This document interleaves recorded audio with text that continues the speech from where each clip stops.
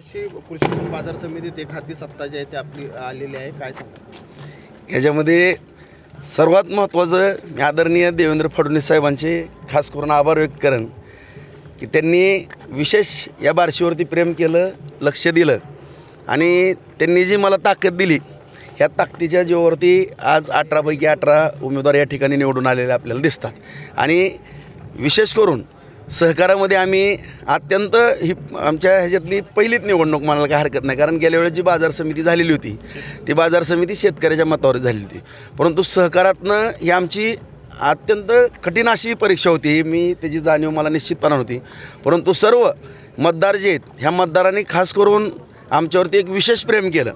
या सोसाट्या मतदारसंघातनं ग्रामपंचायतमधनं व्यापारी बांधवांनी सुद्धा या ठिकाणी सहकार्य करून बिनविरोध दिलं.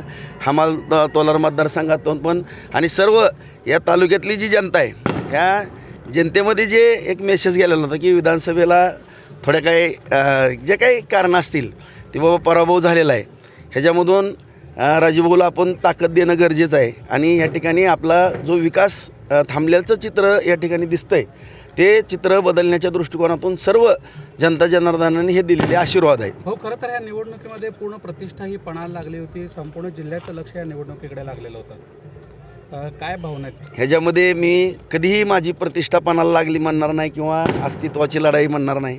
हे माझ्या बार्शी तालुक्यातील जनतेची जी मला सेवा करायची, आता काही विधानसभेला मुद्दे निघाले की काय कशाकरता काय झालं, परंतु मी जनतेला प्रत्येक वेळेस नगरपालिकेला सुद्धा शब्द दिला, बाजार समितीलाही शब्द दिला, आजही देतो उद्याही.